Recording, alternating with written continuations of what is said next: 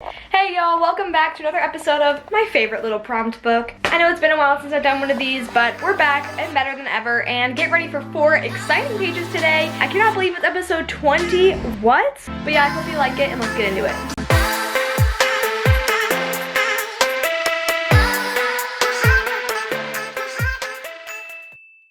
Create animal prints. For this page, I really wanted to get some actual animal prints, so I grabbed my cat. My original plan was just to get some plain acrylic paint to spread it across this piece of paper, to rub it with my hands, and then just to get my cat to step in it and then step on the blank piece of paper using a treat. However, my cat is smarter than that, and she did not want to step on that paint not knowing what it was. It was time for plan B. So I scooped up my cat and dipped her paws into the paint, and then dipped her paws onto the blank sheet of paper just so we could get these nice, beautiful paw prints. Luckily, she didn't really mind and she just ran off. And this is what I ended up getting. Not too great, but we can work with it. Just generally cutting these out of the paper while trying to come up with a design for how to incorporate these little smudges of paint into something artistic. And I came up with an idea to make an art studio that cats are using, if that makes sense. I don't know if the cats broke in and vandalized this existing art studio, or if this is just the place for cats to hang out. I don't really know the storyline, but that was the plan for this sketch. And let's just say it started off really horribly. I was trying to draw an easel with a little cat painting on it, and then a couple of cats playing with some paint nearby, and paw prints all over the ground. The first cat turned out okay, the second cat turned out a little bit worse, and then from there the whole drawing is just really mediocre. I don't know, I just feel like I was never able to create a good sketch for this, so going into the inking process, I was already not at a good place. So I decided to take a little bit of a break and to focus on these paw prints that I got from my cat. So I was filling them in with a pencil to make them look like actual paw prints and add a little bit of dynamic to it. Because I picked the color of the paint just randomly and didn't know my design before doing it, the color doesn't really match the theme I was going for. So instead of really incorporating the paw prints in, I'm just going to stick them on the wall and call it decoration. So I cut them out a little bit closer to the edge, and then they were finished. I really like the way they turned out, and they're pretty cute. So I was ready to move on to the inking.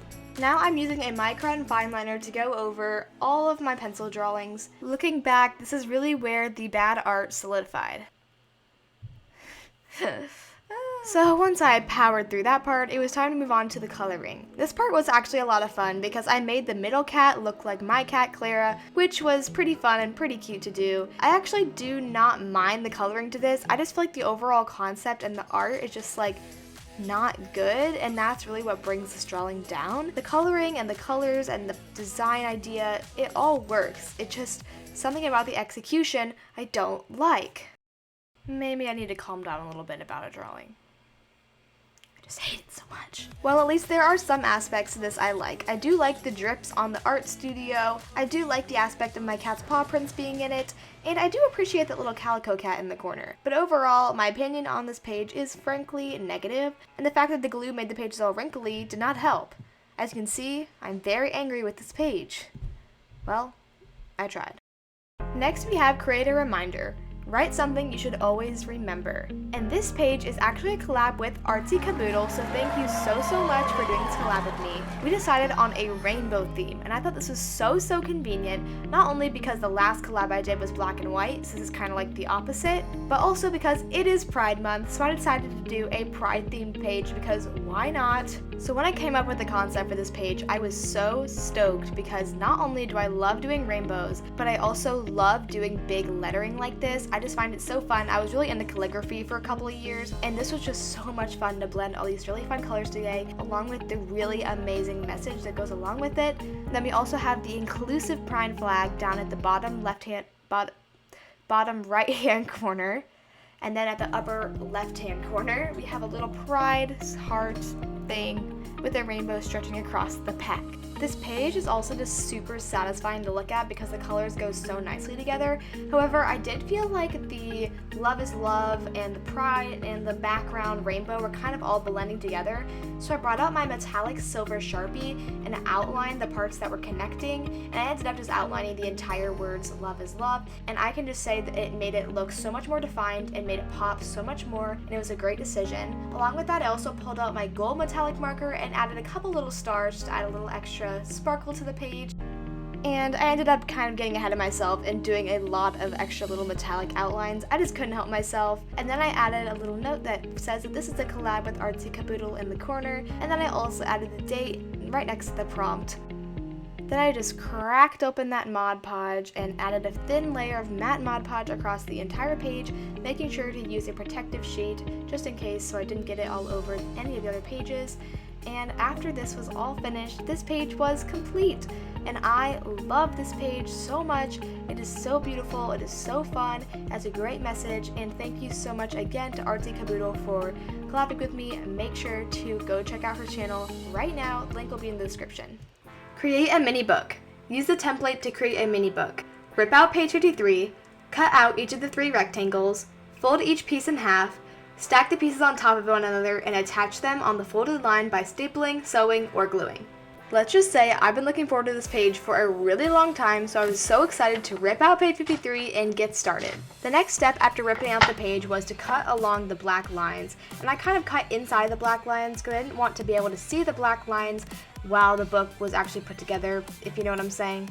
Then I folded the pages over on the gray line, and to make it easier for me to figure out which one is in which order, I put the book together and then put page numbers in all the pages so that I would not get confused about which one was which. So now that I have prepped my book, it is time to explain my concept. My idea is to basically list out a bunch of things that I like to do during the summer and include some simple little sketches along with it. Obviously, I don't have a lot of space, so I kept the drawings pretty simple and left a decent amount of space for some block lettering and numbering because I thought that'd be kind of more fun than just having actual intricate drawings. Also, them being small and simple is a great excuse if they turn out bad.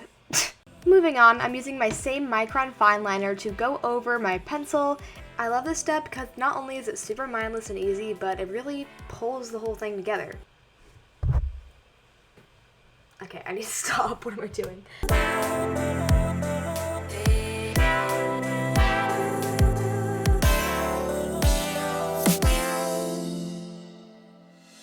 Now is the slightly satisfying and really annoying part where I erase the pencil marks off these tiny bits of paper, which is really annoying because it's super easy to wrinkle and rip the paper. But then it was time for the really fun part, the coloring, and I decided to make the cover really exciting, and I did a rainbow on it. I've literally done rainbows on like every single page so far. I guess I just can't help myself. And then I just went on just coloring it basically how you would expect it to be colored. Nothing too crazy, using my Prismacolor, Premier, Pro colored pencils. I don't think there's Pro in there, but... And honestly, there's absolutely zero reason for why I felt like this took me forever. I just felt like I was doing this for so long, even though it was so easy and there was so little talent involved. I don't know what my issue is, but it took me so long and I was so happy when I was finally done with it. I couldn't figure out how I wanted to fill in the text, and I finally decided to fill it using my sparkly gel pens that I had sitting in my art cart. This was a great decision. I think it turned out really cool. The Mod Podge is back. Hey, did you miss me? And now we're going over each and every page individually before putting the book together to seal in that color. So to attach the book together, I decided to use string. You might be asking, Katie, why did you choose to sew? Out of all of the options, why did you pick that one? And the answer is, I just thought it would look the coolest and I thought it would be kind of fun. So I grabbed some yellow embroidery thread and got a stitch in. Now that I'm thinking about it, if I decided to sew for the look of it, why did I choose the color that would blend in the most? That was kinda dumb, but I can't go back now. Anyways, I know you guys were worried that the insane amount of artistic talent was gonna be over, but don't worry, there's more. I'm grabbing my soft pastels, pulling out 3 compatible colors, and doing some very intense artwork that involves rubbing chalk on the page and then blending it with my fingers because I was too lazy to get a brush. And you know what? However simple it is, I am proud of it. It turned out pretty good. And I think it looks like a great background for my little summer page. It reminds me of a summer sunset, which is exactly what it was supposed to remind me of, so it worked. So after finishing that up, all we had to do was do the last few final touches, which included putting more Mod Podge on the actual page itself, and then obviously gluing the book in so I could display it for everybody to read, whoever flips through my book, I guess. And of course, my little metallic Sharpie is coming back for some last minute details and to add the date to this page. And then here is the final thing. I love the way this one turned out. It was so fun, and I am so glad that I waited to do this one because it made it just that much more awesome.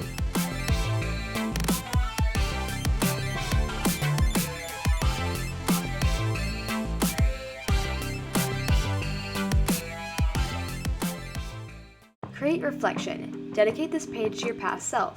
Fill it with things you would have liked. Oh, here I come. This is 8-year-old me in 2014 taking Easter pictures in my front porch. And boy, am I looking adorable. Okay, debatable, but that's not the point. So I'm specifically dedicating this page to my 8-year-old self, and I'm filling it with things that I think I would have liked when I was 8. I had to get some help from my mom with remembering things. However, this first one that I'm drawing, I came up with on my own. I was obsessed with Shopkins. I collected so many of those little figurines, but not only that, but I was also really obsessed with Rainbow Loom, which is like bracelet making rubber bands. And then the other things I have on there are Girl Scouts, a video camera because I loved filming videos, and basketball. Moving on to the inking, I guess I've been pretty basic this episode because I really have only used ink and colored pencils, but oh well, here I go, yet again. And I'm actually pretty proud of these sketches. I think they actually look pretty decent. So when I went in with the color, I was really excited to touch it up and bring it all together because I knew this page was going to be good. I really liked the way it was coming along.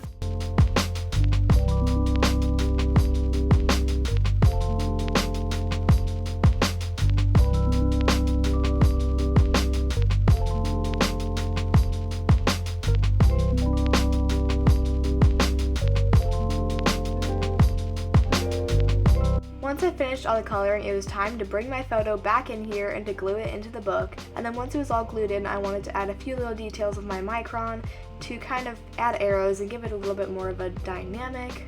And I also labeled each one of them so we knew exactly what they were referring to. And here is the finished page. I really love the way this one turned out. It's a great trip down memory lane, and I think the drawings are actually pretty decent. And I really appreciate the simplicity of it all and how it all goes together great. So overall, I love this page. Thank you so much for watching this video. If you liked it, make sure you give it a thumbs up and comment down below. Here is the shout out from last week. And this week, in order to get a shout out, you have to answer the following prompt question. Give me 3 video ideas you would like to see and you can get a shout out. I love you guys so much and I'll see you guys next Saturday. Bye!